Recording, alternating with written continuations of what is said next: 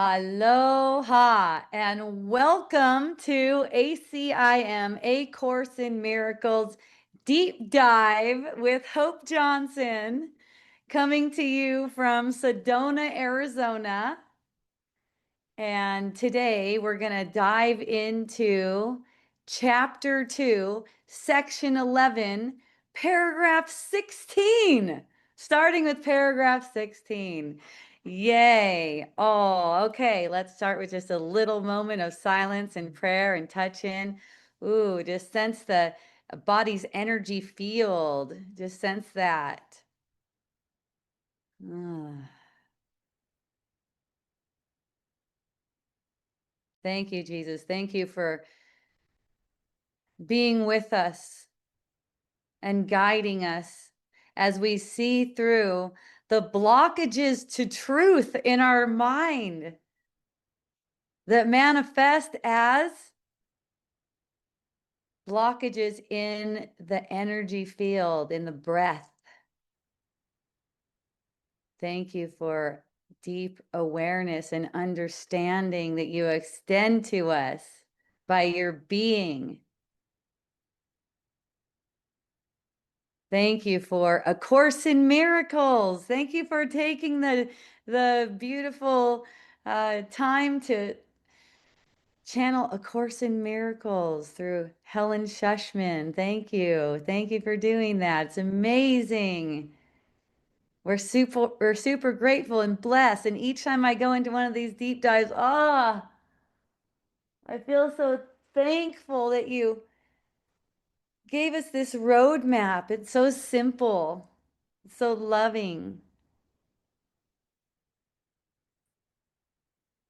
Thank you for responding to our willingness to see by speaking to us, continually speaking to us, even when we're not listening. Yay!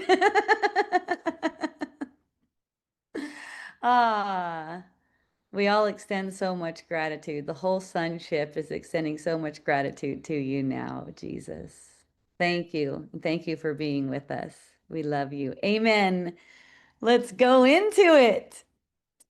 Woo! Okay. Welcome everyone. Thank you. I see you. I love you. I know you're with me. Oh, thank you, Wayne. I see what you guys write to me. May the truth prevail. Yes, of course. It already has in truth. Isn't that a blessing? All right, let's go. Okay, so I made some notes, of course, just like I always do. And the first thing, we're going into paragraph 16. Okay, again, that's page 99 of the complete annotated edition that came out in 2021. All right, so paragraph 16. The text is a redistribution of psychic energy, then, is not the solution. So let's give the build up to this. That's paragraphs 14 and 15. In these last paragraphs, which we covered last week, Jesus was unpacking how psychological theorists, especially Freud, was misunderstanding the true problem. Okay, the problem of the mind, what the mind thinks it's for, is basically the problem. Freud believed neurosis came from misdirected or blocked libido, psychic sexual energy. That's the way he looked at it, libido, psychic sexual energy. His proposed solution was to redistribute or sublimate that energy into, quote, acceptable outlets, right? So he's seeing this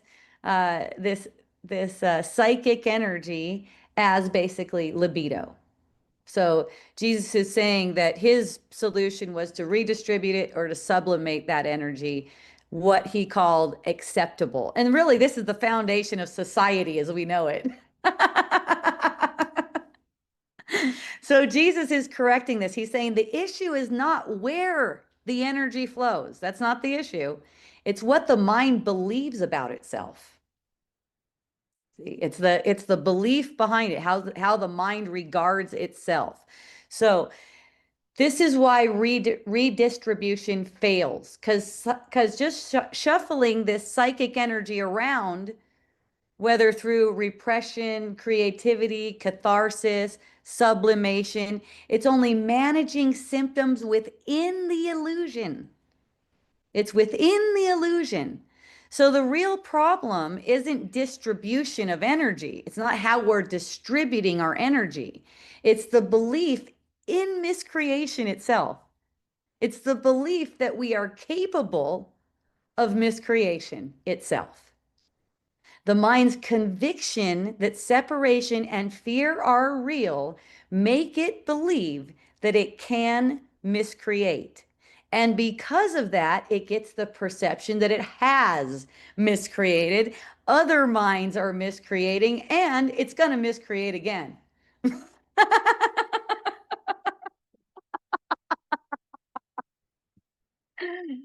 Yes, Thomas. And we're the authors of the miscreation, so we're proud of it. We're a lot of the times we're very proud of our miscreations. That's right. That's right. These things that we think we know. That's right. So without addressing the root belief, which is the root belief is in miscreation, believing in miscreation, no technique or adjustment will ever bring healing. Okay, back to the sentence. The sentence says, a redistribution of psychic energy then is not the solution. Okay, saying that's not the solution. So I love this opening line for our deep dive today. It sets a really bold tone, doesn't it? It says the world is considering solutions, redistribution, management, therapy at the level of symptoms. It's not a true solution. So that's what we're starting with. This is not a true solution. So this is inviting us right away into a deeper dimension. Healing is not one bit about managing illusions. Healing is all about remembering what's true. So Jesus is gently, but also firmly here, redirecting psychology back toward a spiritual foundation. Let's say it is the spiritual foundation of everything. This is the reason why these guys went to psychology in the first place, right? They want this. They want the awareness of what works, right? They want the awareness of what works. So they kind of paved the way for us to now see through Jesus showing us this roadmap in this way, how to view ourselves and how to view the world, really. Okay, I'm just checking on you guys. Feel free, Zoom and Substack peeps, feel free to write me any questions or add anything you want, okay? I check on you between these sentences. All right. So we're on to sentence 2 of paragraph 16. And here's what it says. Both the idea that both kinds must exist and the belief that one kind is amenable for use or misuse are real distortions. Okay, so Jesus is naming two distortions here. This is what he's talking about when he says both kinds must exist. Okay, this is from earlier reading that we did. Here it is.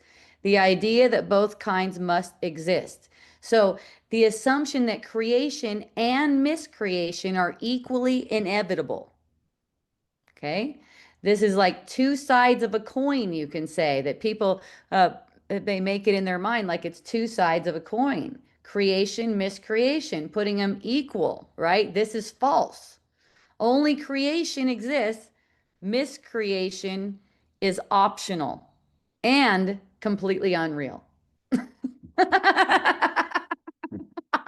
So that's why you can be released from all of its seeming effects, because the source of those effects, that cause, is not real. You were not ever capable of miscreation, but it's still optional. Do you see that? It's an option, but you can't really do it. Okay, Are yes. you saying optional because we have free will? That's right. Yeah. It's optional because we have free will, right? As long as we want to wield the belief in separation, we can. And it's like we're making a distortion for ourselves. And because we made it, we believe in it automatically. So we have to be consenting to have our beliefs, which is basically our values, overturned, sort of like by a higher court, right? Okay, so that was the first one. Okay. The belief that one kind is amenable for use or misuse. So the idea that creation itself can be twisted. See, that it's the belief that creation can be misused, used or misused. The idea that creation can be twisted, bent, or applied wrongly, right? And this is also false. Creation is an extension of love. That's what it is, a pure extension of love, and it cannot be altered or misused. Okay, so the one is the assumption that creation and miscreation are equally inevitable. The other one being the idea that creation itself can be twisted, misused, misapplied, anything like that. That's also false. Okay, so both are distortions because they're misrepresenting the very nature of creation. Creation is always whole, consistent, and changeless. None of the changes you made are real. Miscreation quite simply has no reality. Okay, so to imagine creation could be corrupted or to put them on the same level, to put it on the same level as miscreation, is again to confuse the levels. Okay, again, that's the same thing. And this is common in spirituality. You know, this is a common saying. They're two sides of the same coin, right? They're not, these two things are not two sides of the same coin. Okay, because it's like on one coin, it's saying, we're the ones that we perceive as becoming something, and on the other side of the coin, it's I am that I am. I am the truth, right? It's like one is this incompleteness of becoming, and one is of timeless being. It's like if you want them on the same level, then yeah, you can consider yourself as not waking up, not wanting to, not willing to. Okay, the becoming side of the coin is constantly echoing this distortion. Like creation and miscreation both exist. One actually doesn't exist. So I'll give you a for instance. Let's say last night you had a perception of yourself getting triggered. And when you've had a perception of yourself getting triggered, all of a sudden it seemed to trigger someone else. And then all of a sudden there seems to be this conflict, right? So the solution to that is it didn't happen. Nothing really happened but love. Love only is the only thing that can be anything that exists. It actually did not occur. So, in that case, since it didn't occur, any of those thoughts that circulate in my mind and want to ruminate, they're not relevant. That's what's such a blessing. It actually sets everyone free who thinks they were in that let's say state of delusion with you. No one was there. That was a dream. The mind was blank. So it's like it's like being free of past miscreation is that's really what it is. There's no it did not occur. It's an imaginary thing. There's no past. You're projecting it right now. So right now, that miscreation can be corrected by simply seeing that it could not have happened. God didn't create it, therefore it didn't exist. You were dreaming. No one was there with you. It was just you projecting. And right now. And right now. So, for me, I'll go straight to gratitude. Any player that seems to have been involved with whatever seems to be awakening right now within me, I extend gratitude to them and kind of in a playful way, thank you for playing. Right? I'm sure that everything I say do, every trigger, everything is 100% helpful 100% of the time. Okay, because of what it's for. And you can say I'm a very religious person. I'm super dedicated. I'm super devoted to the thought system of the Holy Spirit. And the Holy Spirit tells me that anything that seems to be that's not of God is not possible. It's not a possibility. Okay? So the I am that I am side of the coin would reflect truth, pureness, changelessness, changeless creation. See, so the mind putting these two things on the same coin suggests they're coexisting and balancing one another, like they're balancing one another. Look at the yin yang symbol. I mean, I don't know how people take that, but it's like one side's light and one side's dark, like they coexist. Like if that was really sitting there, like the light would only just make the dark side light too, like it just can't be there. Like think of, you walk into like a dark room and turn on the light. Like what part of it, unless there's a shadow somewhere, maybe it's signifying there's a wall there and it's making a shadow. Maybe that's the case. But there seems to be this confusion. A lot of this confusion is like about balancing the ego and the Holy Spirit. They don't need to be balanced. And one example of this is, yes, hope, but we still have this life to live.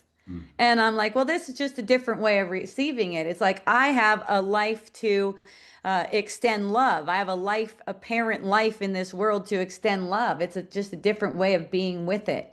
Like there's no burden on me. There's nothing I have to do. There's nothing I have to deal with alone, right? It's always with the Holy Spirit telling me and holding me and being loved in this sweet embrace, that none of this illusory stuff holds any kind of obligation for me to try to balance them out.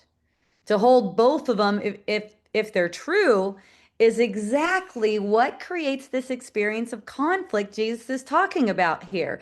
The mind is trying to honor both, but only one is real. Only one of them's real.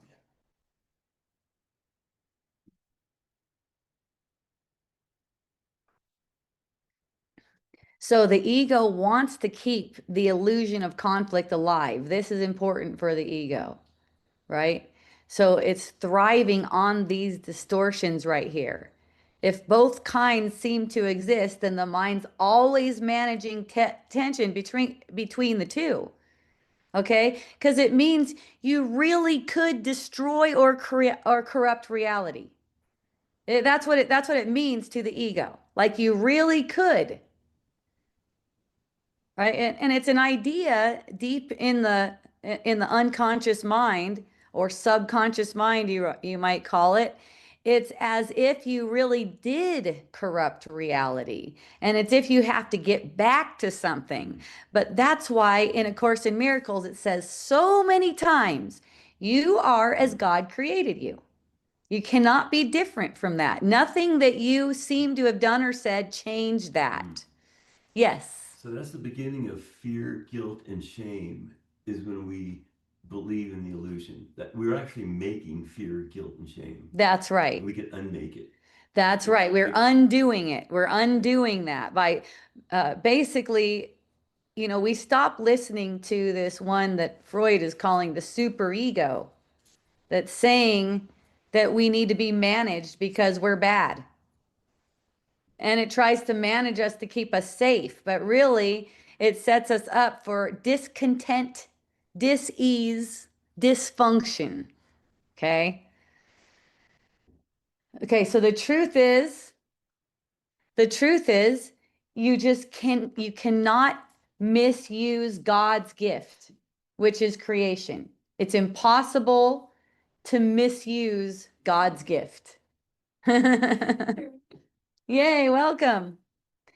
You can only, this part is important. This part is important.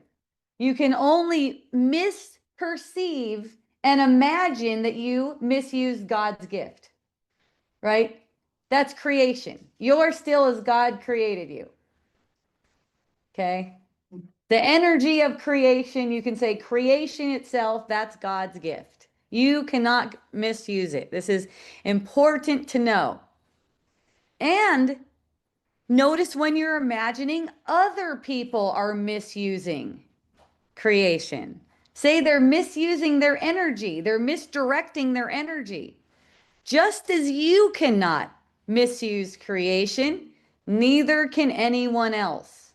And you guys know, you guys who are with me on this, in person, on Substack, on Zoom, listening later, you guys know whatever you think of anyone else is not about anyone else. Hello? It's like, I cannot misuse creation. So you perceive someone doing it wrong, let's say. This is like a testament from the ego that you could misuse creation. It's like, oh, all this is, when you use it for the Holy Spirit's intent, all this is reminding me that I can't do it wrong. I can't get it wrong. I cannot misuse creation. It's not possible. I only dream that I do that. Who am I going to forgive for that? A dream character?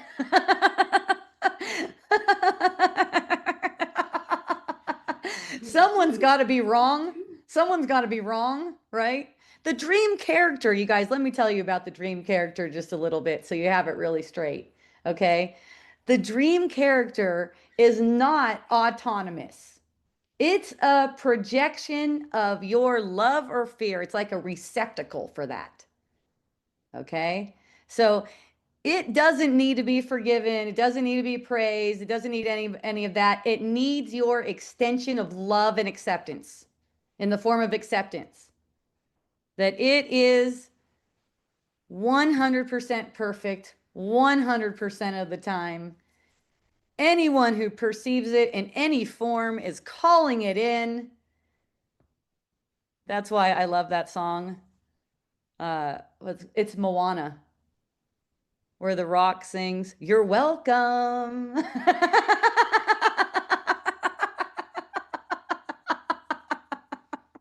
I did all this and you're welcome. Right? However that comes out in the expression, just let the Holy Spirit guide that. But within yourself, you could be totally jovial. You have the right to be as you are. Right? So to believe that another person misused God's gift is simply projecting that error within yourself outward. It's trying to distract yourself that you're making this up about yourself. It's trying to put you at a higher level. Like you can see their miscreation. Okay, here's how you're miscreating, let me tell you. Let me tell you how I see your miscreation. Okay, so what you're perceiving is their misuse is really your interpretation. It's rooted in an ego guilt, system of guilt. Guilt. Not the truth is creation cannot be misused by you or by anyone. So what looks like misuse is misperception. It's always misperception. Seeing a form in your dream without recognizing what its content is. Without recognizing it's truly only love.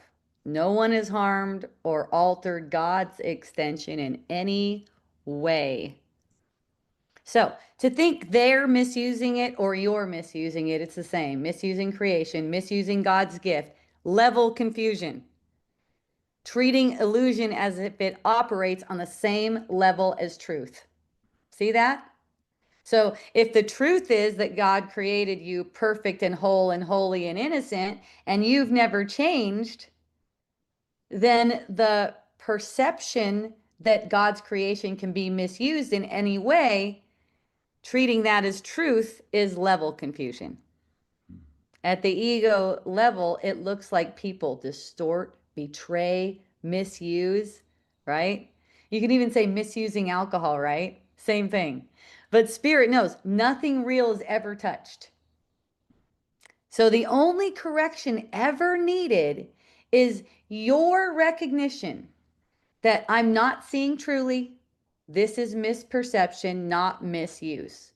A Course in Miracles says that the mind is blank when you're in miscreation, aka misperception.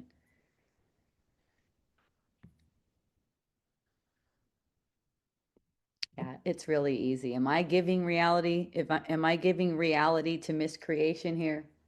Or am I bringing miscreation to the truth, to reality?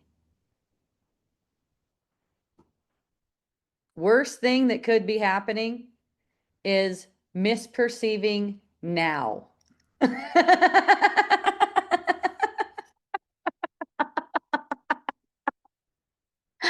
Nothing else is going on. And when that's going on, nothing's happening at all. So spirit corrects perception. And when that happens, you just know the truth because it's always there untouched. Yes. It's kind of a waste of time then, isn't it? Yes. Because nothing's really happening. You're actually wasting valuable time. You're wasting time and it doesn't matter. When you're misperceiving, you're wasting time. You can see that the consciousness is basically eating away at your body, right? Because it's a self-attack. And so it's like you're eating away at the perceived life. And since it's a perceived life, it doesn't matter too. So that's fun. So there's nothing to beat yourself up about anywhere, anytime. So notice when you think something like this. This is just how it is. A worldly thing. This is just how it is. People are cruel, for instance. I like the one about death and taxes. That's a fun one. That always cracks me up when someone will just say something like that. The only thing certain is death and taxes. Those are forever. So that's an example of this is just how it is. You can't have it all. You can't have a good relationship and awesome sex, for instance. Right? That's just how it is. Miscreation. This is what I made. Yeah, this is what I made. So, and the other one is both love and fear are real in this world. Both love and fear are real in this world. That's how it is statement. Okay, that's just how it is. Okay, or when you think, I've ruined something that was good. Let's say I've ruined this great relationship. If I didn't act like that, I would still have this relationship. I took love and I broke it. That's another distortion. See? And, you know, because of believing that that's possible for anyone, anywhere, we manifest it in our experience. That's the only reason. But see, there's only now. This did not happen. If you're dealing with something like this, please know it's a distortion. And to work with it in a way that's really fruitful, let that arise. Feel what it feels like. And then take those thoughts to the truth. It's not really possible. This is misperception. It's miscreation. You could give your mind over to creation. You could always have peace instead of that. You can stop right now miscreating. Stop giving any reality to the illusions that are projecting now. The correction is really simple. Only creation is real, and it's never been harmed or misused. So that's that sentence. Thank you for joining, everyone. I love you. Woo! Let's just read that sentence one more time. I had a lot of notes about that one. Okay. Both the idea that both kinds must exist and the belief that one kind is amenable for use or misuse are real distortions. So we just went deep into that rich, somewhat complicated sentence. Wasn't that fun? It was fun for me. I hope you guys liked it. Okay. Yeah. Woo! We just deep dove into that one. All right. Nowhere else I'd rather be. She's not walking her dog. She's not thinking about walking her dog today. All right. Sentence 3 of paragraph 16. The only way out is to stop miscreating now. Gave you guys a little prelude of that just a minute ago. And accept the atonement for miscreations of the past. Let's read it again.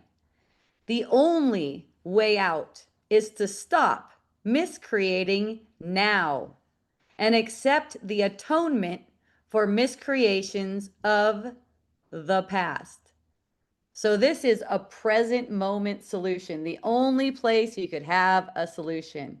This is a solution to the deadlock Jesus was talking about earlier.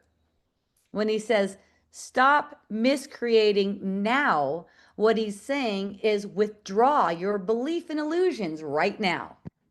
Right now. Don't carry them forward. In the Bible, it would say that he said, go now and sin no more after a healing.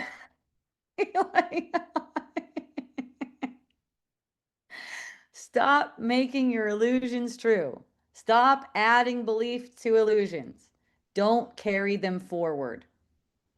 And he's saying, accept the atonement, letting the past be undone. Miscreations left no real effects. Remember the example I gave earlier, having a memory of having been triggered the night before. Miscreations left no real effects. So nothing needs to be carried as guilt. Nothing needs to be fixed. Nothing happened. Together, this is pointing these two things. Stop miscreating now and accept the atonement for past miscreation. Together, this points to the timelessness of healing. Correction happens now.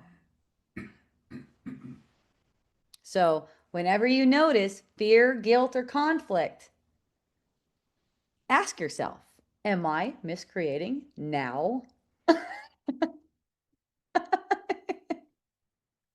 Not, oh, let me talk to the little self. Why'd you do that?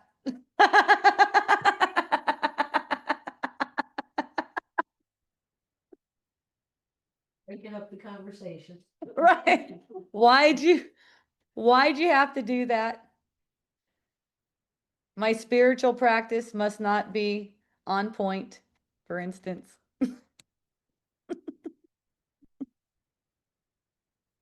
Okay. Then accept the atonement. Basically, it's recognizing the past is undone. I accept the atonement. The past is undone. The past that I'm projecting now, it's undone. Whatever meanness, there's one part in A Course in Miracles. I freaking love this part. It says, any lack of love, I'm going to paraphrase it, perceived as if it's coming from you to yourself, from you to another person, from another person to you, from another person to another person, doesn't exist. It just doesn't exist. You got it wrong. You misperceived.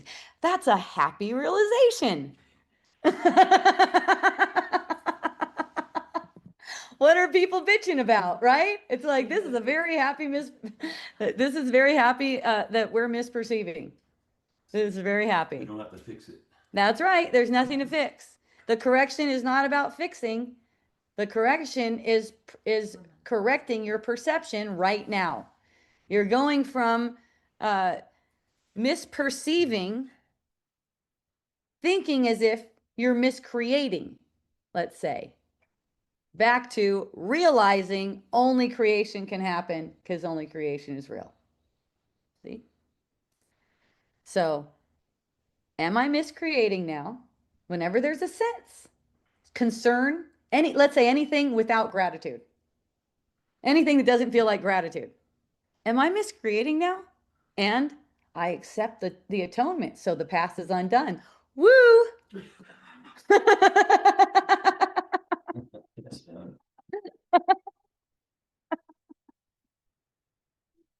Right? You're so, and look at the image that you're projecting, the little self, it seems to be so fucking free. because it's not being hammered on by the ego. See, you can't even really hammer on the little self. This is what's happening. You're getting a sense that the little self needs to be hammered upon. And then you're listening to the ego on how to hammer the little self, and you're just fucking dreaming. So when you're listening to the Holy Spirit, you're just totally releasing that little self that you made to seem like it's so free. But all it's doing is reflecting the freedom in your mind, right? It's always reflecting that. Either the freedom or the confinement that you're putting on it. So, obviously, I think everyone in this room felt it, that this shifts you back into peace immediately. That's what aligns with truth. That's what aligns with your heart, right? So your free will gives you the right to intentionally decline any thought that hurts.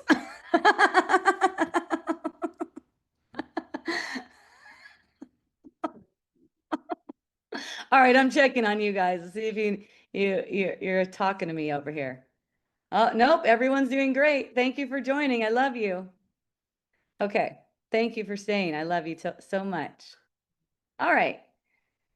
So we're off to sentence 4 now, and there's a footnote here. The footnote is really short. So the sentence is, only this can establish true single-mindedness. And the footnote says, i.e., psychic unity. So that's the this we're talking about here. Only this, psychic unity, can reestablish true single-mindedness. So the result of stopping miscreation, basically that means accepting the atonement. What's miscreation? Misperception. Accepting the atonement is the restoration of single-mindedness. So this is psychic unity, the end of inner conflict, the healing of the split mind. Truly, single-mindedness means there's no longer divided allegiance between creation and miscreation, love and fear, God and ego. This is single-mindedness. The sentence again, only this, psychic unity, can reestablish true single-mindedness. This is the condition of peace. It's the mind's natural state. Single-mindedness. The split mind is the illusion. Unity is the reality. So it's bringing back psychic unity. It's not something we achieve, really. It's just what we reveal to ourselves when we recognize miscreation is just misbelief. Recognizing its misbelief, the misbelief falls away. So this is where miracles flow. And of course, in Miracles says miracles are natural for you. So this is where miracles are flowing effortlessly. The mind is undivided. So when you're choosing atonement, and it's always a choice, right? When you're choosing atonement, you're tasting this single-mindedness again and again. And over time, this just becomes your steady awareness. If you're living the experience of peace, you just keep on living the experience of peace. You know, one thing friends like to tell me is, yeah, well, it doesn't stay like that for me all the time.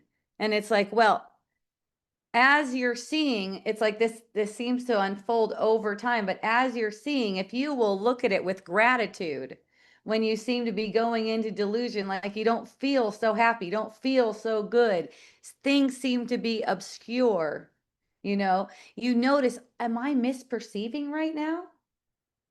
That's all you need to know. Any of those, look at any of those strategies or anything you have that you want to employ, that's fine. Just know that that's not doing anything. It's actually your choice. They did nothing for 30 years. They did nothing for 30 years. Yes. They've just been distracting. Right. So you're tasting this single-mindedness when you recognize that all it is miscreating. Am I miscreating right now? Wow, I could accept the atonement and be completely free right now. And if you're not accepting the atonement, just notice that you're not. Here's the thing for me that was super, super helpful. When I recognize that I'm not accepting the atonement and go, oh, that's awesome too, back to it's all helpful. That makes things go fast, being thankful about it. Oh, I'm so glad I could see that this is a meaningless thing. Aloha. Thank you for joining. I love you. So we made it to paragraph 17. We're on sentence 1 now of paragraph 17. This is on page 99 of the complete annotated edition of A Course in Miracles. And we are in chapter 2, section 11. Here's the text. The structure of the psyche follows along the lines of a particular libido concept the theorist employs. Okay, there's a footnote here that helps. Footnote 146. Libido is the psychic energy seen by Freud as primarily sexual, but by other theorists as instinctual energy in general. That when misdirected or suppressed results in mental illness. So the sentence again, that was the footnote. The structure of the psyche follows along the lines of the particular libido concept the theorist employs. So Jesus is saying that the way psychologists describe the psyche depends on how they define libido, the psychic energy. So to Freud, libido is primarily sexual. So he interpreted psychic conflict and pathology through sexuality.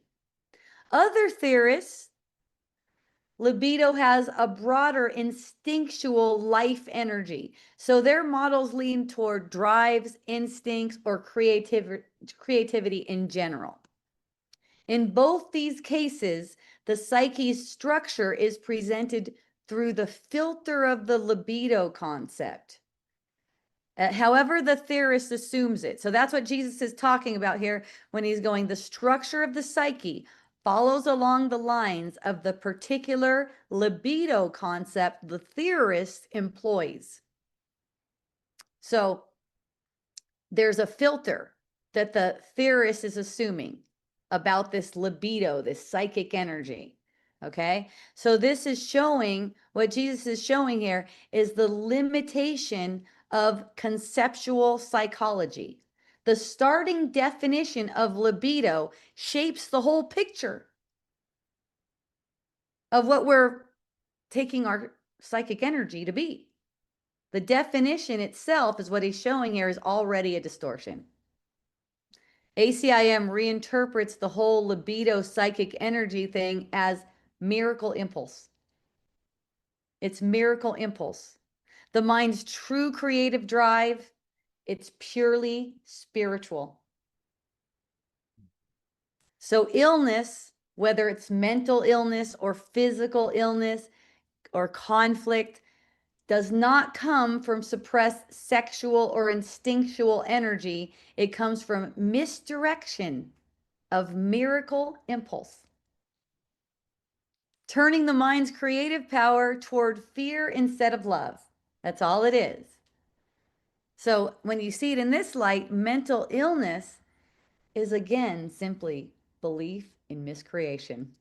It's belief in miscreation. It's the attempt to misuse divine energy. You can only attempt to misuse divine energy. It cannot be misused. So when you notice theorists tying your inner life to sex, instinct, repressed drives, remember, these are distorted maps. And this is what we've been programmed with, distorted maps based on distorted assumption. It's the assumption that this energy is somehow bad or good and not simply a miracle impulse. It's all a miracle impulse. Your true energy is not sexual or instinctual. It's creative in God. It's the only real energy you got.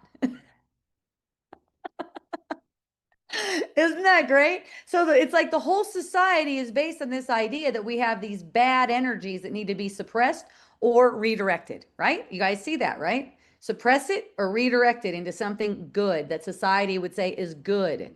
It's not acknowledging that all of our energy is actually only creative in God. So that's why we're getting these perceptions that there's all this energy running around the outer world that's not creative in God, including ourselves, the self we made up. So healing comes not from redistributing the energy or sublimating libido. It's in redirecting the miracle impulse to its true function. What is that true function? Extending love. See? It's so simple. It's so simple and loving. That's all we are. You're 100% lovable, loved, loving. That's why you're perfectly unaffected by misperceptions. Misperceptions say there's lack of love, lack of funds, lack of health, lack of energy. Okay? Lack. That's misperception. Aloha, sweeties. I love you. Ah, yay. Okay. Sentence 2 of paragraph 17. Freud's psyche was essentially a good and evil picture, with very heavy weight given to the evil. That's what Jesus is saying. That's his sentence. Freud's psyche was essentially a good and evil picture, with very heavy weight given to the evil. Paragraph 17, sentence 2. So here is where Jesus is pointing out that Freud's model of the psyche itself was dualistic. It was a battle between good and evil. That's probably where we got the devil and the angel on the shoulder. What's interesting is I think they're flopped because Freud was more about the sexual and Jungian was about the wholeness of shadow and light, you know. Uh-huh. So that's You- kind of interesting. you think Been they're- doing investigation into the Jungian world and Okay. that. Yeah. And that he saw libido as the creative source. Right. You know, that Yes. Freud was more in the complexes of your mother, father, all that sort of, and the sexual repression being kind of his. Yes. And they actually had a division themselves because of that. They had a division. That's right. And we went over that too. It's in some other ACIM deep dives. Jesus was going into these different guys, Jung being one of them. Yeah. And I think he was the one that Jesus was saying that he thought he had to fight Freud. And that's what left his, kept him from going. Yeah. He's just got a lot of source of information. And, you know, to me, I really see him as a great guide of breaking out of, you know, the outer world is your reality. And he really did a lot of the support in your inner world. Yeah. Was creating. Yes, perfect. Yeah. So Jesus was talking about earlier on in the same chapter that we're in, the same section. He was also going over Jung's theories too, and saying, here's where he got it right, and here's where he missed the mark, which didn't let him, Jung himself, to come to Jesus, to come to the completion. Right. So it's so neat that Jesus is making it clear to us so we could see so clearly how to follow the roadmap to the truth, because we're getting the benefit of how these theorists were looking at it. And really, this is their intention all along of seeing, it's to see truly, right? So now we've got the benefit of what they learned, and Jesus pointing out to us, here's what they learned, and here's where they were in alignment with peace and what's the truth, and here's where they went astray. so we could see that and recognize how not to go astray, how to stay on this with true single-mindedness. I love that it's being made so simple for us. It's such a blessing. So here Jesus is specifically talking about Freud in this. He's actually naming him. He's going, Freud's psyche was essentially a good and evil picture with very heavy weight given to the evil. So he's pointing out that Freud's model of the psyche itself was dualistic, a battle between good and evil, apparently where evil is winning a lot more. Freud emphasizes unconscious drives, sexual, aggressive, destructive, as the dominant forces in our psychology. No wonder everyone feels like we need a system that tries to keep these things under wraps, trying to keep us safe from these things. So Freud's system gave more weight to evil, to instincts, repression, conflict, neurosis, than to the reality of spirit, creativity, or love. And I think what Diana was sharing, Diana was sharing. I got a Deanna friend too. Okay. Is that Jung actually got closer, and Jesus was pointing out in a way he did, in a way he didn't. Because he was saying that these are it's more creative and, gentler about it, not such a evil aspect of ourself. So from starting from a distorted definition of libido as sexual energy, Freud framed the mind primarily driven by fear and guilt rather than by love and miracle impulses. So this is what the ego does. It always exaggerates evil because it needs belief in sin, guilt, fear to survive. That's how the ego does it. Freud's system is mirroring the ego's emphasis here.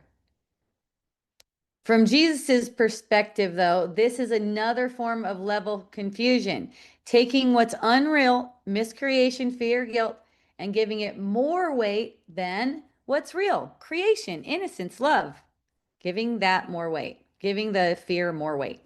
So in truth, there's really no struggle between good and evil. And, that's a common misbelief. It's that there's a struggle between good and evil, and there's really not. It's just a misbelief. It's a misperception that miscreation has power. It doesn't have any power. So for us, it's about noticing when our mind interprets situations as if there's struggle between good and evil. Notice how that's just a thing. It comes up, right and wrong. Is this a struggle between right and wrong? Then this is the ego's framework. This is not the spirit's framework. Spirit doesn't weigh evil as anything heavy at all. It actually overlooks it. It's not heavy because it's not there. It recognizes that evil is nothing. Last night when I was getting a ride home in an Uber, the Uber driver immediately had this big energy about how there's this bad guy on the loose and he keeps on telling him he's going to kill him. And I'm lucky I didn't just run into him on the sidewalk because he was just at the Uber driver's car threatening to kill him just before I arrived to the Uber. And when I get a load of that, and so I'm the first thing the ego always speaks first, right? So I'm like smiling because I know ego thoughts are coming right now. So ego always speaks first, and in my mind it's so comical. It's like, wow, what a shitty Uber drive. I get in the Uber and he's talking about some negative shit right off the bat.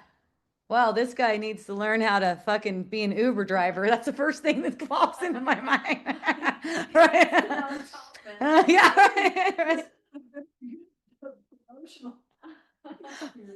right. Right. See, here's the thing though. This is the practical application of what we're talking about right here, right? This is it. The ego always speaks first. So I know I'm in for a comedy show. That's what's happening, right? These are not my thoughts. They're not part of me. The ego just speaks first in every situation. That's how it is. You can expect that. So I look at that. I have a fun laugh about it, right? And I'm listening to the guy talking about he's called the cops and this is so bad and all shit like that. And by the time we make it out of the parking lot, the conversation is shifted.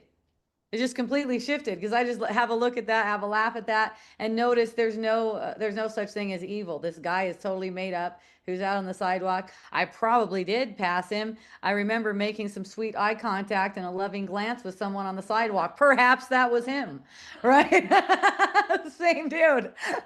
So it's like it's overlooking instead of getting distracted. Distracted. It's overlooking miscreation so we can get back to the truth, which is creation.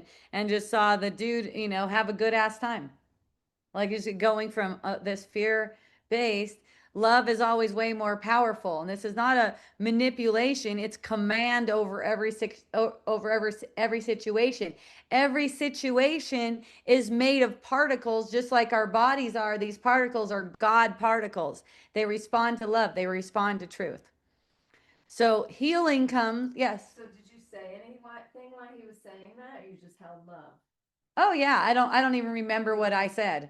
Yeah, I just held it in love. Yeah, I just held it in really cuz there's a projection coming for me. Wow, what a shitty end of my fucking awesome night. Getting an Uber with a guy who thinks he's about to be murdered by someone, right? No, it's just like it's just watching that, smiling at it, and through smiling at it, through not making it as real, automatically what's uncovered is truth. What's uncovered is creation, because you're not giving miscreation any meaning. It's not being given any weight, right? Except for just being a comedy. I don't even think I even shared that with you when I came home because I didn't even freaking remember it. It was just like it just came up right now as an example, It's like and that's the thing. When ego thoughts occur to me, it's never a big deal. It's only useful in sharing. It's only useful in sharing it and saying, hey, look, this is how it looks. It comes up like this, and it's an opportunity for remembering the truth together. And we always go together. So it's like my willingness to go with the Uber driver is my willingness to undo the dream for the entire sonship. And I feel super, super, super blessed. I don't even remember it until I just need to remember it to tell a story. It's like, it's funny. It seems like people probably hear something like that. Like, whoa, that would have been a big impact. I think I would have been talking about it as soon as I walked in the door to my roommate. So basically, it's a matter of remembering only love is real. There might be thoughts that even come if I'm starting to make that thought true about this is a shitty Uber experience, right? Other thoughts, wow, is there really a guy going around saying he's going to murder people? Like, am I really safe walking around the streets and stuff like that? I walk everywhere. I walk a bunch. I wasn't walking last night because it was quite a bit further. It would have taken an hour and a half. Half-hour walks are fun for me. I'm not trying to strain. I'm not here for strain. Right? Okay, thanks, you guys. All right, sentence 3. Here are Jesus's words once again. This is because every time I mentioned the atonement to him, which was quite often, Jesus is talking about Freud now, which was quite often, he responded by defending his theory more and more against it. See? So Jesus is giving Helen right now a window, and us, a window into his interactions with Freud. He's saying, basically, Freud's resistance wasn't casual. He was actively defending his theories against the idea of the atonement. Why was he doing this? Because the atonement contradicts the foundation of Freud's psychology. That's what Jesus is like building up to through these sentences. His whole foundation, which was faulty, he saw guilt and conflict as inevitable, rooted in these instinctual drives. the sexual drive. So atonement is declaring guilt is unreal. That makes conflict unnecessary. And it means that healing is available right now. For Freud, he was invested, right? He was invested in his concepts. This was his life's work. For Freud to accept atonement would have dismantled all of his assumptions, his whole system. So the ego in him was defending the theory in order to keep the good versus evil picture intact. So the ego is always going to cling to its thought system. This is the ego's identity. So when truth, which is the atonement, is introduced, the ego doubles down on defensiveness. So we have to be super humble. Humility and meekness come into play here.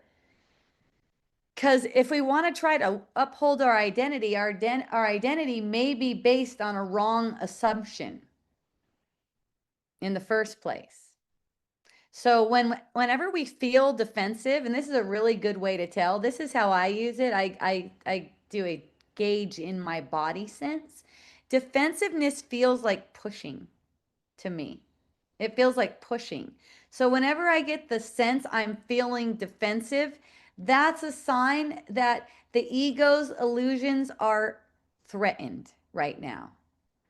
So I look for what is the atonement thought that's being threatened right now, that's threatening something.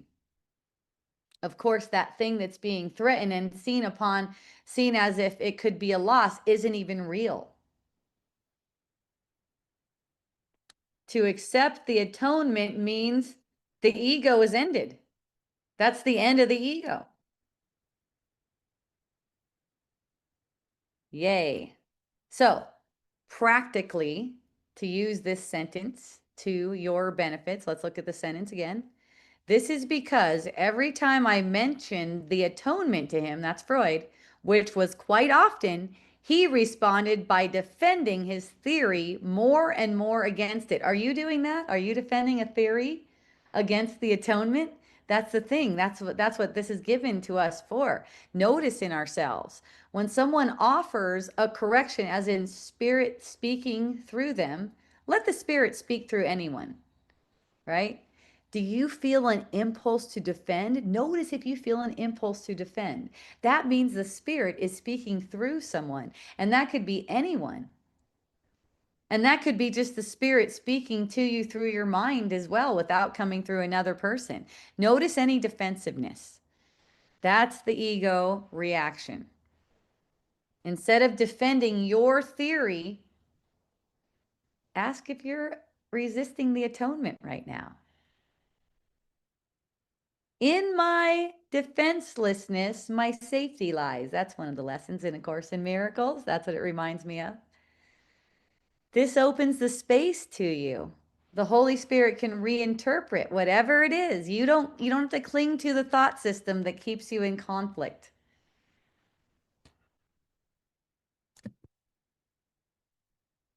Yay. Thank you, love bugs. So on to sentence 4 of paragraph 17.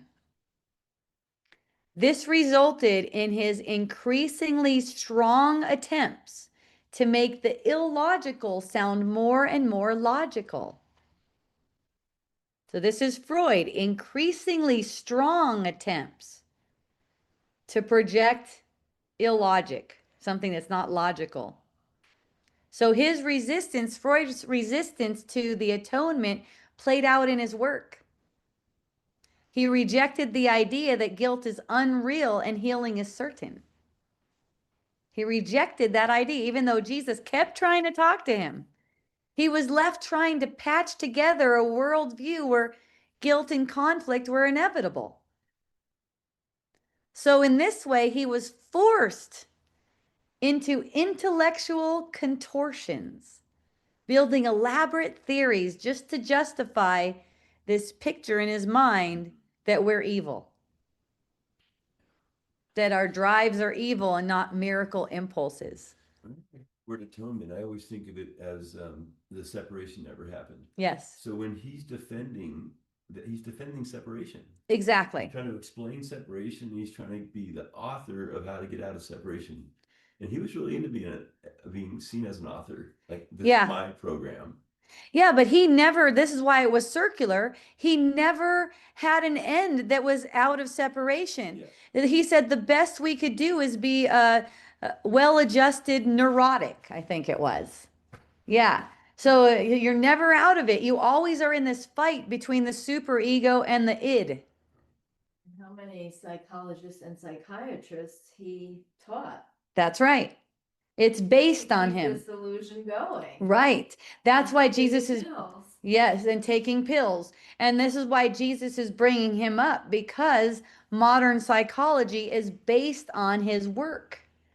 So that's why he's bringing it up, to show. And you could just look at the psychology of society, and that's showing how this has been followed. So Yeah, I remember I had this like knowing of like the DSM-4 book that describes all diseases. okay, How like you go to therapy, oh, your dad's a narcissist. You're putting that label on it, and it's like you're keeping him separate. yes, It's just, I was like, oh, that whole book is not true. yeah. And what's this book? You said DSM-4. DSM-4, let me get the correct thing. It's the diagnosis is for They give mental health. diagnosis through the medical. Oh, how they give When I diagnoses. was in school about this, they said that they argued for months to try to get a new edition, because everyone argues. That's all. Everyone comes together to argue about what it should be and what it shouldn't be to get into the book. Right? It's just totally made up. Yeah. And you see this, it's like this illogical, basically foundation, and it has to keep on being defended. That's why they get together and argue about what's going to go in the book. Yeah. Because their job and egos depends on it. Their job and egos, right? livelihood Depends on it. That's right. This is right, because I studied 10 years to teach this, or to, And having an ego. Discovering something. Yes. yeah, his name, he could not have his But- name on it. It's like you said earlier, it all serves. These guys broke the path toward truth. That's right. By illuminating what's not true. Yes, it's not like anything went wrong. Yeah. And their intention was all the same. Like, we have a shared intention here, right? To see through. It's just that it's misdirecting the energy. It's misdirecting the creative impulse, let's say. That's what Jesus is saying. It's like it's misdirecting it in a dream. That's all. But you can't really miscreate. It's misdirecting of a creative impulse. We'll get to that part too. So by rejecting the idea that guilt is unreal and healing is certain, Freud was bummed out. He was not having a good time. And he was telling everyone else, basically, life sucks, guys. This is probably where they got that saying, life is a bitch and then you die. Common saying for me growing up. So, yes, all these intellectual contortions, theories to justify the ego's picture. Okay. The more he resisted the truth, the more effort he had to invest and did invest in making illogical ideas that guilt and sin are real and conflict is essential seem logical. But what you see is how can that be logical when the end is suffering? The end is suffering. The end isn't even released in his own thing. That's why he was bummed out. So this is the ego's universal strategy, making nonsense look like intellectual sophistication. This is what you see on the news, basically. Making nonsense look like intellectual sophistication. Isn't that so fun? So this is why A Course in Miracles says, and this is from chapter 7, the ego's arguments are always circular and always seen this way if you will look at them. See how Freud's arguments are circular. If you look at them, you see they don't resolve in peace. That's why they're circular. Whenever the truth is denied, the mind has to invent complex explanations to defend illusions. The more elaborate the defense, the less sense it makes. But to the ego, complexity looks like strength, Mm. right? So these intellectual contortionists are basically appointed right now by society to be ruling the world. They're even trying to they're even trying to figure out how to modify the weather because that's not the way it's supposed to be.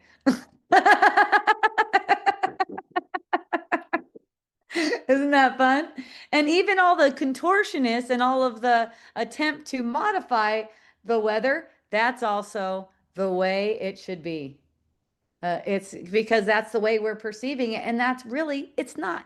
Nothing's happening. Have you ever read the Celestine Prophecy? Yes, I actually saw the Yeah. movie. I thought that was a good movie. Celestine Prophecy. Yes. Yeah, but the point he was making was like we had all this awakening of our energetic selves, and then there was a collective agreement to have certain people to go look what was beyond what we experienced, and we like set up civilization waiting for them to come back with it. Right. Yeah, it's all a trick that we do. Yeah. That's all a trick. Somebody else go out there and find it and tell us about it. Right. Find the truth. So, hooray. Okay, so practically for this sentence, and this sentence is this resulted in his, speaking of Freud, strong attempts to make the illogical sound more and more logical. So, notice in yourself, this is really fun and easy to do. You don't have to make yourself guilty or anything, but this will come up from time to time. Notice in yourself when you feel compelled to prove your fearful thoughts are true. You know, notice you're trying to convince someone. No, this is really a threat. Right? This is really like this. Or justify some guilt. Okay? This is the same ego maneuver Freud was embodying, right? It's an ego maneuver to try to convince people that guilt and fear are real. Instead of continuing to argue for illusion, you can pause and go, wait a minute. Am I trying to make the illogical sound logical? Right? So your awareness of this. You don't even have to stop. You can still be preaching the illogical. No one's saying you got to stop. Let it keep on running if that feels like the truth for you in the moment. Just notice that this is going on. The more you notice, the more your behavior and the things you say are going to change. It's a simple awareness, letting the Holy Spirit just show you that the truth doesn't need any defense. Only illusions seem to need defense, and they cannot really be defended because they're not true. Yes, Thomas. It's like saying, am I trying to take what can't be threatened and I'm trying to make it like it can be threatened. That's right. Am I trying to take what cannot be threatened and make it as if it can be threatened? Basically, I'm scaring the shit out of myself and this person right now. There's a murderer out there. There's a murderer out there, right? I could go, oh yeah, dang, those murderers, they got to get off the street, man. Going around, you know, the guy's like, I called the cops. I told the cops I'm going to be like this. He's like really firm. And I'm probably saying something like, oh, that's good. Right? Just totally not believing that this is even possible. Right? I'm just making it up. I'm making the whole Uber drive, the story, everything. So I could look at it and overlook it, feel it and overlook it. So here, sentence, wait a minute, where are we? Oh yeah, sentence 17, or yeah, paragraph 17, sentence 5. Here's Jesus's words. I was very sorry about this because his was a singularly good mind and it was a shame to waste it. This is what Jesus is saying about Freud here. Okay. So Jesus here is expressing sorrow, not judgment. He's saying, I was sorry about this. His regret is that Freud's mind, a brilliant gift, was used to defend illusion instead of to extend truth. So Jesus is actually, you know, he's saying, wow, I was sorry about this. So a singularly good mind, what's he saying? Because he's saying Freud's mind was a singularly good mind and it was a shame to waste it. And interesting, Jesus is using shame here. His regret is that Freud's mind wasn't used to extend truth. It could have been because it was a singularly good mind. That's a quote. This is highlighting that intelligence itself isn't the issue. It's the purpose the mind is given. A mind of great brilliance, and aren't they all, can be wasted if it's in service to the ego. And you know what he's talking about here of great brilliance. Freud was able to be super religious and focused on his theories. He was very focused. So that shows that he could use that focus toward the truth too, right? But he chose not to. That's why Jesus is saying he was sorry about that, and it's a shame and a waste. So the waste here isn't about time or productivity in worldly terms. It's about misdirected purpose. The miracle impulse being diverted into defense and fear. That's why Jesus kept trying to talk to him his whole life, telling him to accept the atonement. And you can say Jesus is doing that with all of us. So truly, the Son of God cannot waste the mind God gave. That's how it fits in with all of the other texts we've been going over. But in the dream, the mind can be misapplied, let's say. He's showing compassion here. Jesus is showing compassion. The tragedy is never that anyone failed, but that they temporarily use their brilliance to make the false seem like it's true. So this is giving us a lesson in how the ego misuses even the best tools of the mind. The Spirit's just asking us to repurpose this stuff. So you can think of your mind just like this as a singularly good mind, just like this is the quote from Jesus. Its brilliance isn't in its intellect, it's in its capacity to align with the truth, just always aligning with the truth. That's what makes it a good mind. When you notice yourself using your mind to argue for fear or anything like that, you can ask, is this good mind being wasted right now? Right? Do I really want to see Jesus cry? You just get a picture of Jesus crying in your mind, right?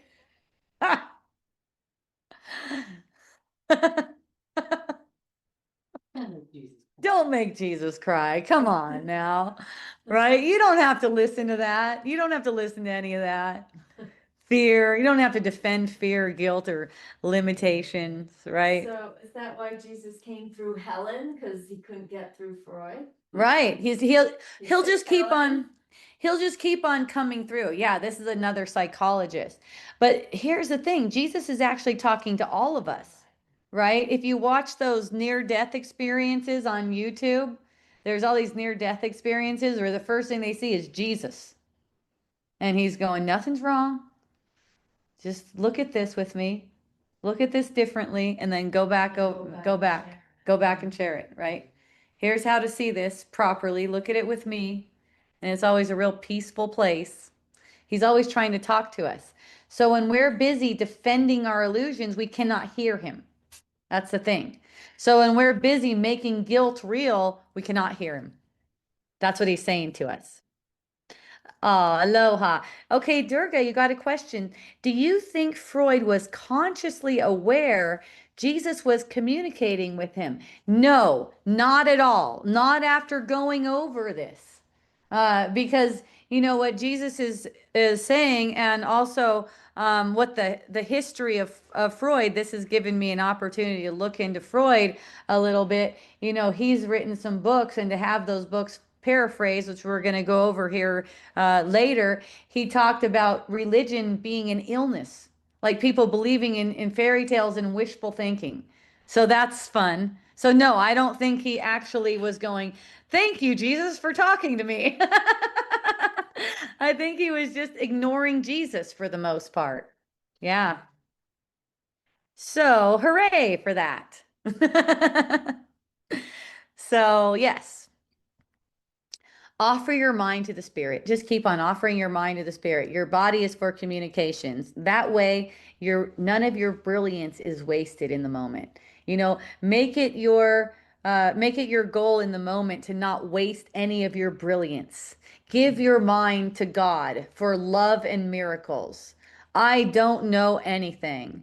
I love just allowing my projected self-image to be a jolly, joyful fucking idiot. Right? And that's in a really loving sense because it's allowed to be as it is. It's just allowed to be as it is. It's not trying to make it high and mighty. It's just allowing it to be. I don't know how it should be. Well, however it is, that's given me for acceptance and for extending love, compassion to it. However much you will extend through and to that receptacle for your thoughts, the imaginary self, the little self, however you will be with that is how much you'll extend to the world and extend for the healing of the sonship. So you want to see Jesus smiling like, fuck yeah, you're doing it, right? Rather than a tearful fucking sorrowful. Can you imagine? It's my pictures of Jesus. Right? He's always looking all serious. I've He's on seen the cross mostly he's on the cross. Yeah, there are some really smiling pictures I've seen. Yeah. All right, we made it to paragraph 18. So we're actually going to cover, it looks like we might cover 3 paragraphs today. So sentence 1. However, the major purpose of his incarnation, that's Freud, was not neglected. That's what we're getting to about, it was awesome.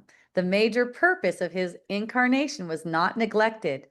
So Jesus is shifting here from speaking about Freud's resistance, and he's acknowledging a higher purpose being served by Freud's, quote, incarnation.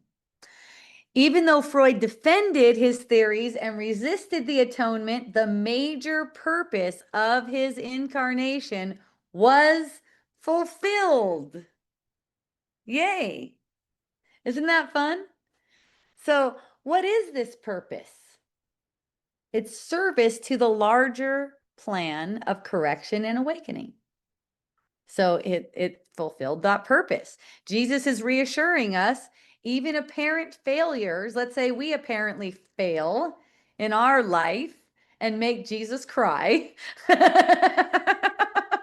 It does not cancel out the role each one plays in the plan. It's always perfect. You just can't get it wrong. See, take that image of Jesus crying. That's your tears. You're crying. You're making yourself cry. Freud made himself bummed out. Right? That's really what's going on there. Freud's mind was used by the ego, but the spirit still wove that incarnation into our salvation. Every incarnation has a major purpose. Yours is not excluded. Always, always, always, we're learning about forgiveness and contributing to the undoing of the separation. This is why there's a perception of bodies dying and having different incarnations, because of the rigidity. Rigidity is aging. Look at aging itself. Things fucking got hard, didn't they? They got stiff. Gravity. And they got, right. Yes, we were blaming on gravity, right? Yeah. Things got hard, things got stiff, things got less buoyant. And then, they're like, it's like there's less innocence, right? So it's like this is just a manifestation. All right. It's just a manifestation. Our bodies are a manifestation of thinking. It's a psyche made manifest. That's all it is. So it's like this apparent death has to occur so that there can be a clean slate. Maybe some more humility can come up. So we're doing awesome. The form may look distorted sometimes, even tragic. But the content is never lost. There is a deeper purpose here. And the words he used was, his incarnation was not neglected. And neither is yours. So this reflects A Course in Miracles teaching that the Holy Spirit is reinterpreting everything for good, for awakening. What seems wasted is actually repurposed. So you can see here how when Jesus is saying, he was talking about sorrow, and what else did he say? Sorrow, and that it was a shame to waste it. It's like what he's doing is feeling into the pain Freud had to go through because he didn't accept the atonement for himself. But that doesn't mean that he did a bad job in his lifetime. So this was a step in the right direction, because to heal, we must first look at what was denied. A Course in Miracles says in chapter 12, you cannot escape from what you do not know. And Freud's work was preparing the way for A Course in Miracles by legitimizing the idea that there's unseen guilt and hidden motives. That's huge. That's what he did. He totally legitimized that idea for everyone, that there's this unseen, unconscious mind. Before that, that wasn't something that was widely accepted. His insistence on this unconscious, even though it was framed incorrectly, helped humanity begin to face the fact that there's more beneath the surface. So in our own experience, we don't have to minimize these partial steps. They're all good. They're all good. Whether we just take minimal steps or others seem to be taking minimal steps, it's all good. It's all helpful. Even if things seem imperfect, they're being used by the Spirit. For example, any kind of therapy, shadow work, psychological insights, Reiki, any of this kind of stuff, block therapy, for instance, may not bring you to final healing. That's okay. They're opening the willingness. That's how they're all helpful, because remember, it comes down to willingness. They're opening the willingness. So they may seem to be preparatory. They're not really preparatory. They seem to be preparatory. We see them that way. But spirits using all of them to lead our mind toward the atonement every step of the way. So they're not lost. It's just that they themselves are not going to bring the healing. They're not going to do it. So it's like when you look at it, oh, this is just opening my willingness. It's not actually doing anything for me except helping me to open up to the truth. Because ultimately, it's a choice that I make to stop miscreating now. So instead of dismissing these steps, like, oh, I don't need this, I'm already ahead of the game, we can see them as preparatory, letting the Spirit using them, use them to bring our mind toward atonement. That's how they're preparatory.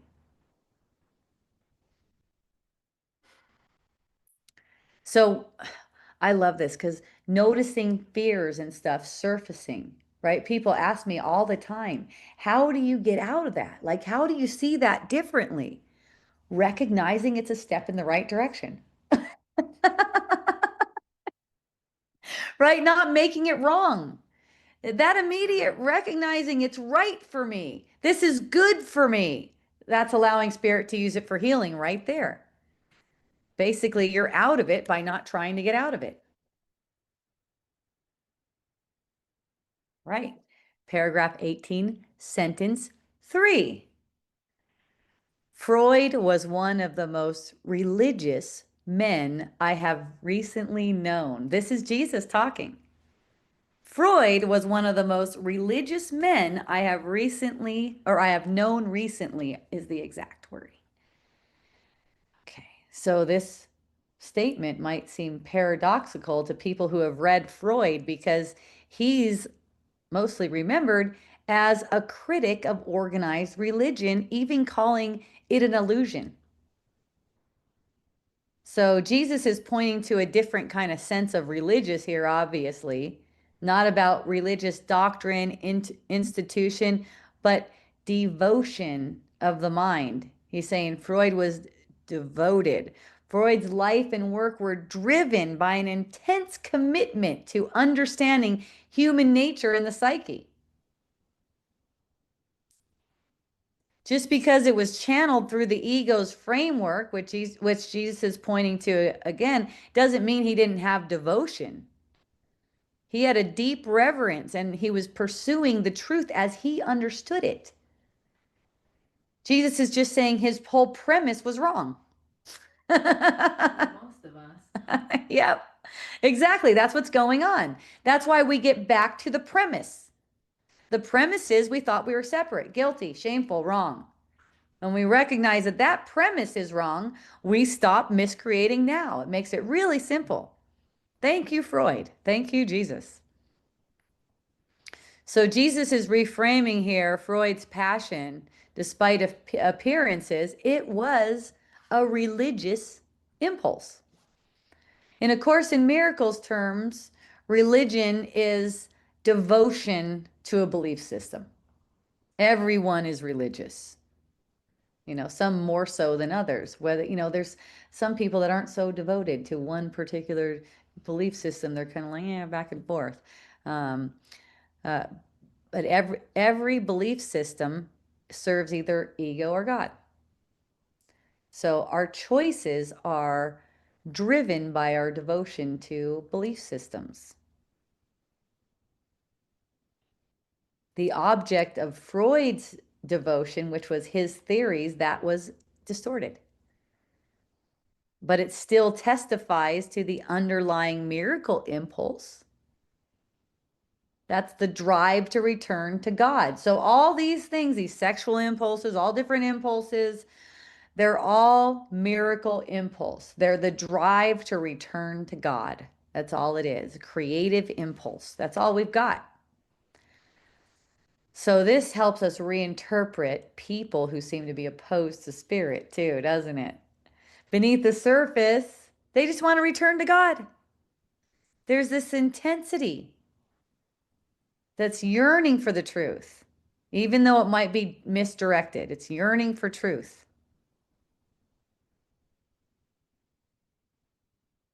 So apparently in Jesus's mind, religious doesn't mean pious or traditional. Freud wasn't religious in that sense at all. It's about the mind giving its allegiance to a belief system. And that's what we do when we want to see truly. We do that with the belief system of the Holy Spirit that the Holy Spirit has for us. That's what makes our religion, in that sense, potent. So notice where devotion shows up for you. What do you give your energy to? Where do you place your reverence? This is your religion, basically, in practice.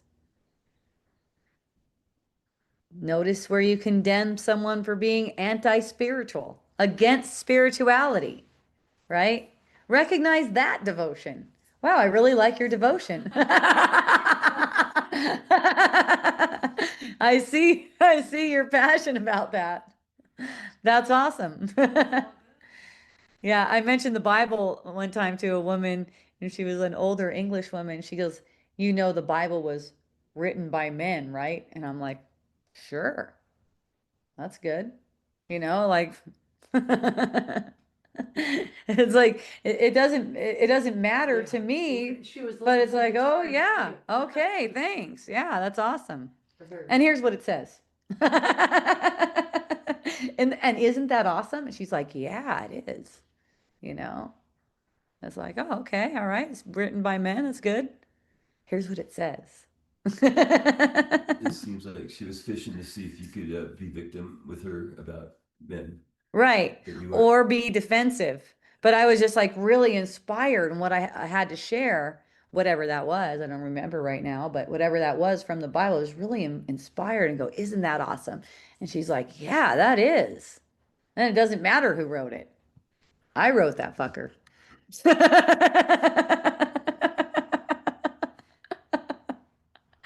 Right? So even skepticism or criticism of God, it's intense devotion. So recognizing that, oh yeah, that's awesome. So when you encounter someone hostile, you might just remember, this is a religious man or woman. They are really devoted. Their devotion, that's real, right? It's an underlying miracle impulse. Spirit will redirect it. You don't need to redirect it for them. Let the spirit redirect it. You just notice, wow, ooh, that's strong. And wherever you notice your devotion being misplaced into fear or anything like that, specialness, anything, the impulse is holy. That way you're not condemning yourself. You don't need to get rid of it. You do not need to get rid of it. Look at this. The underlying impulse is holy. I don't need to get out of this. I need to see that what I'm defending here is an unholiness and the underlying impulse is holy. Because the impulse is for returning to God and spirit redirects it for you. You don't even have to do anything. Yay, welcome. I love you. Anytime you join is fun. Yay, we're always getting into something deep here. So on to sentence 4 of paragraph 18, and I'm weaving in footnote 147, which I'll read at the end. So here's the text. Unfortunately, he was so afraid, this is Freud again, spoken by Jesus. Unfortunately, he was so afraid of religion that the only way he could deal with it was to regard it, religion, not himself, as sick. So here, yeah, I love how his words are so pointed. It's so good. He was so afraid, Freud was so afraid of religion that all he could do was regard it as sick. So Jesus here is pointing to Freud's defense mechanism. Instead of acknowledging his fear of God, he displaced it outward by declaring religion itself is pathological. So this defense shows up in Freud's book, The Future of an Illusion from 1927, where he described religion as a product of wish fulfillment, a projection created to control destructive impulses and to comfort humanity against uncontrollable forces of nature. That's what he wrote in his book, Religion was. I know a lot of people who believe religion is like that. Oh, look at those poor religious people. They must have a lower consciousness. They go to church and they believe in this fictional figure that's going to save them and all that kind of stuff, right? It's like, oh, wish fulfillment. How cute, right? And and that's you can see how that's what it looks like. It's meant to comfort them and against these uncontrollable forces of nature. Forces of nature aren't uncontrollable. It's not true. We're projecting them, right? So he was afraid within himself. So he treated it as a sickness out there in religion. He was afraid of his own religious impulse. So this is the ego's classic move. Project fear outward, right? So the mind doesn't have to face it within.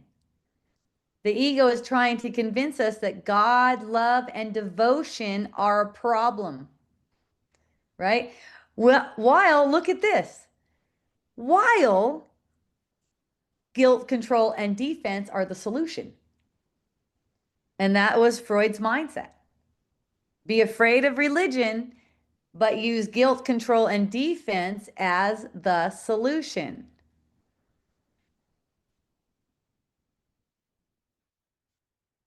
So the sickness was never in the religion, God, or devotion. The sickness is the mind's belief in separation. That's what the sickness is. See, you could see how we put guilt, control, and defense in charge. You know, I would notice this as a youngster when I first learned the idea that food could make me fat. I think I was about 10 and I went on a fast because I picked up the idea food could make me fat, right? So I put the superego in charge, what Freud calls the superego, which is really the ego, right? And it's like, okay, this concept is true. That's the premise, that food can make me fat. Now I need to figure out how to not get fat from food and still try to have as good a time as I can doing that without too much punishment, please. Right?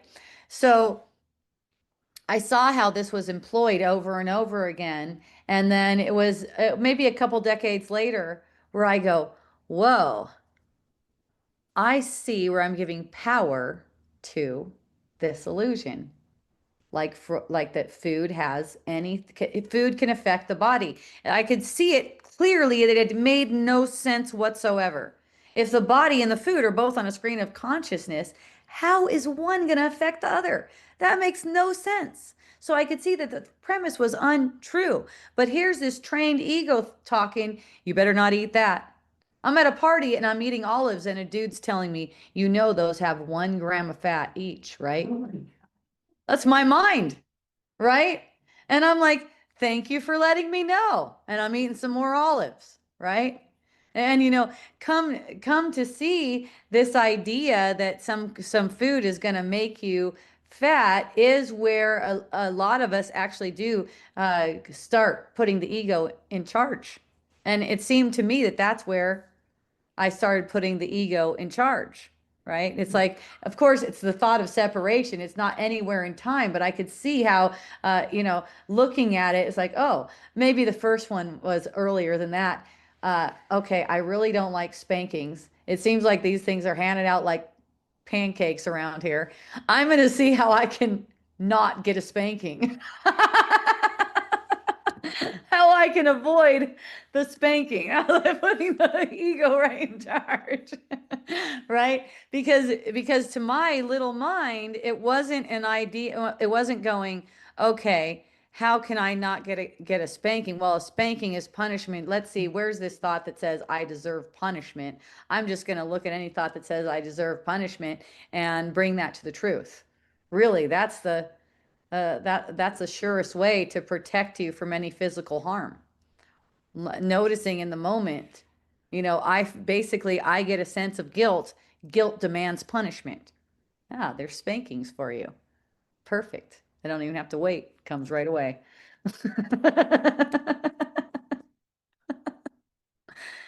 So let's see. So yes, when you feel resistance to stillness, right? I can't be still right now. I can't be still right now. This is too important. I need to go with this intense thought right now, let's say. That's the ego's classic move. I can't just relax right now. Here's a menu in front of me. I seem to be at a restaurant. Here's a menu in front of me. I cannot just relax and let the Holy Spirit show me what to eat. I have to get all these concepts out and see what fits into these concepts. That's what I started to notice. I was like, what kind of enjoyment is that? And the more I was willing to see what was the most joyful for me, the more I could hear the voice of spirit and get the sense that the food that I'm taking in, and I say get the sense because nothing's doing anything, but we get a sense of it, getting the sense that the food is nourishing. Getting the sense, because it's all sense, that the food is nourishing. That's a reflection of getting the sense of the truth. Everything, it occurred to me at 17, what if everything that we really felt like we wanted to eat was really good for us? What if? Why wouldn't that be true? That makes no sense. We're projecting an illusion here. Why wouldn't that be the one? Come on now. I was just hearing like food and religion or. I know. Oh, that's so good. Food and religion, she's saying. And notice this. I just came from a place in Mexico where I heard people talking about the kitchen. Why isn't this kitchen vegetarian? That's the most spiritual diet there is, right? Things like that. So I'm riding with some people and, I seem to just eat anything. It is so funny. Like I can just I feel like I could take in any food and transform it. It doesn't even matter. So I find myself riding around to the airport with one of the guys from the place, from Namaste Village, around Namaste Village. And this is an ACIM community.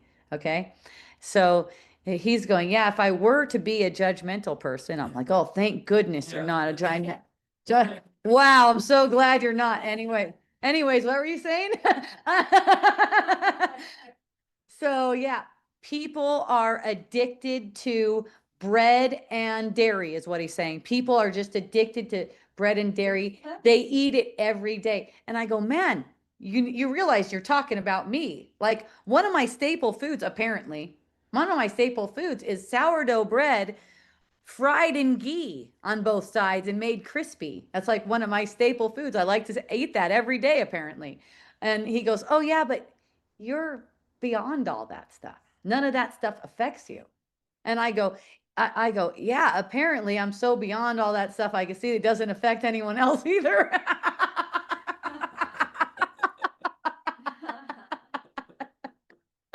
Right? I'm not like going around going, yeah, I can do it, but you can't. 'Cause you're too low level consciousness. Right? It's like I undo the illusions of the world by seeing that none of these things are true for anyone. There's no way that the food they ate is having any effect on them. It's a play, it's a game. It's as if, right? It's as if the food can have an effect on you. So one, So in the apparent reality, yeah. people have experiences with food. Okay, so here's how you manage with that. Okay, look it. You get an experience. Let's say, Perception. yeah, it's a misperception. Let's say you seem to blow up whenever you have gluten. This is a common thing for people, right? They seem to blow up whenever they have gluten. So this is not saying you should try to tempt the ego and go eat a bunch of gluten and say, look, it didn't even affect me. Because what's probably going to occur is you're going to blow up and go to the hospital, and then you're going to go, shit, the truth isn't true. Dang, there it is again. There's proof. Well, the ego and the ego's world is meant to prove that illusions is true. So that's what occurs. So you notice that you gave that power to the gluten to blow you up, right? So whenever the thought occurs to you, or you find yourself trying to convince someone else that you're gluten intolerant, notice that you're making up a story. Remember that you're making up a story. Now, inevitably, this is what happens to gluten intolerant people. They mistakenly eat gluten, apparently, and they have that kind of effect. Okay, so if and when that occurs, you deny reality to these effects. Put all power back in your mind. Yes, you're experiencing these effects, and you're experiencing these effects because you've made your mind weak, but you are all powerful mind. So you're putting all of the power back to your mind. Basically, you're recognizing what your mind is and what it's for right now. Okay, you're denying reality to illusions. It's not possible that gluten made you blow up. That makes no logical sense at all. Yeah, that kind of cause and effect makes no sense at all. The effect that you're perceiving now, you're projecting now. It has no roots in the past, even if the past was 5 minutes ago. Okay, it just makes no sense. This is how you'll actually undo these illusions. You will undo these illusions. Okay. What happens for people that believe in the illusions? They actually believe that they're gluten intolerant. Guess what happens for these people? They become more and more intolerant, not just to gluten, to people, to experiences. This is a sign of aging, quote unquote aging. Now things are too loud for me. Now I'm sensitive to this, and now I'm sensitive over here. Yeah. Yeah. I'm even sensitive to this kind of energy, and a lot of people take that as being a sign of heightened spirituality, that you're sensitive. That's not the right use of sensitive as far as in spiritual terms. Sensitive means you're sensitive to an illusion passing through and ready to be reminded of the truth. That's the kind of sensitive that's a spiritual sensitive. It's not sensitive to a bunch of different shit in the world. It's like here's another example. I got a spliff, right? A spliff is like half ganja, half tobacco, right? And I'm sitting in this coffee shop where this is totally fucking awesome going on here. And there's a guy who has a spiritual persona. You know, I could pick up on those spiritual personas a mile away and just have such a blast with them. It's so fun. So I'm like, hey, do you want any of this spliff? He goes, just a little bit. I'm sensitive. And I'm like, oh, you're sensitive. What do you mean you're sensitive? He goes, oh, well, you know, if I have too much. And I go, well, what are you saying? Your mind is weak? And he's like, what? And I go, well, you're all powerful mind. Why wouldn't you be able to just smoke 10 of these spliffs right now and not be affected at all? And he's just kind of like, oh, well, tell me more, right? And I'm like, yeah, look it. You don't have to deny that you're perceiving these effects. Let's say you take a little hit off of a spliff, right? I'm sitting here with this fatty going, you know. He's like this little pussy, you know. Pussy hit, what I call. Some people say, don't say that. Pussies are really strong. Okay. I hear you. Right? And you're saying that your mind is weak, basically. It's like it does not affect you. Bring it back to I make these effects. That's not saying, you know, maybe you like, oh, I just like taking this little tiny hit and getting really, really high. Wow, my mind is powerful to make illusions. Wow, my mind is powerful to make effects. Not I'm sensitive to it. Well, who is this person that's sensitive to any illusions, right? It's like making your individuated self vulnerable to other illusions. It's not vulnerable like that. So you see what I mean, Diana, about food? It's the same thing like food can make you fat. A moment on the lips, a lifetime on the hips.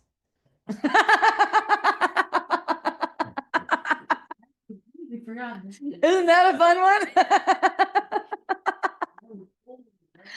That's old school. So what we're eating are the thoughts, really. That's what we're consuming. So if you're having like a peanut butter and jelly sandwich and you're saying, "Wow, I better not eat too many of these or something." Well, you're not eating a sandwich. You're eating thoughts, right? Have the sandwich instead. It's much tastier. And enjoy it. Put some bananas in it. I like it like that. So, yay, everyone. Okay, so let's see. Where are we? First of all, 455. Oh my goodness. Okay, let's read this footnote. Okay, well, this footnote is In the Future of an Illusion. The Future of an Illusion is a 1927 book by Freud. Freud put forth the view that religion is an illusion, a product of wish fulfillment. He claimed it arose to give divine authority to societal controls on the destructive passions of the individual. Does that sound familiar? That's what these look at. He claimed religion arose to give divine authority to the societal controls on the destructive passions of the individual. That's what's going on. And to provide a comforting illusion of control over the uncontrollable forces of nature. A comfortable illusion. Well, there must be a good reason for it, right? That's actually on the right track. There's a good reason for everything, right? It's meaningless, but there's a good reason because it's an opportunity to recognize wholeness again, to recognize oneness, to come back to the truth. And when we perceive everything like that, like for instance, for me, in 2018, having the house get run over by lava when there doesn't seem to be any insurance, I was like, woo! Yeah, right. I was dancing and partying, and that was one thing that my community saw. They're like, whoa, she actually does walk her talk. She's fucking happy. You must have had insurance. You're getting a good deal. Funny thing is, I did seem to get a pretty good deal after all. In the moment, I couldn't have known, but I knew it was a really good deal because I knew that whatever was being projected or seen as big or anything like that, it's really a big opportunity to demonstrate truth, right? To see that only the truth is true. And you know, it was fun because after that, it was like my husband was having PTSD and goes down with staph for a couple years. So now the house is run over, and I'm laughing the whole time, right? This is 2018, 19. Not only is he like down with staph, but he's totally pissed at me, like I caused all of this stuff. I spent all the money. Now we don't have enough money, and a whole story. It was so good. And just using it. Oh, this is perfect. This is what I was going through at that time. I was, oh, this is perfect for me. Oh, I even had a couple psychic readings where it came up all swords. Oh, you are fucked. I'm like, bring it on, baby. Sword. Even these tarot readers, they were just like shocked because they're coming out all these swords, right? And I'm just like, fuck yeah. And they're like, okay. They're like almost afraid to give me the reading, you know. I'm like, yeah, this is where truly demonstrations occur, and seeing how uh, taking on that opportunity like that and using it as an opportunity really propelled me forward in my understanding, in my willingness, and even in the lightness that followed, the lightness even in the illusion seeming lighter and lighter and lighter that followed. And the joy has always been in extending love and perceiving people who also went through the lava flow. 700 different houses were taken by lava, apparently. And then there were a lot of people who did not have their house taken by lava, but were feeling devastated by all the other devastated people, and also just the ash in the air and all this different stuff, and being able to show up for people. Usually I'd be wearing rose-colored glasses or a crown on my head, and just be able to show up and letting them fall right into me with their grief, and just letting them fall right into me and loving them up. And so many times they did not realize the experience was that my house also went under the lava. I had no idea. And we'll just leave it at, well, I'm like, we'll just leave it at that until there's like a need to know for them, right?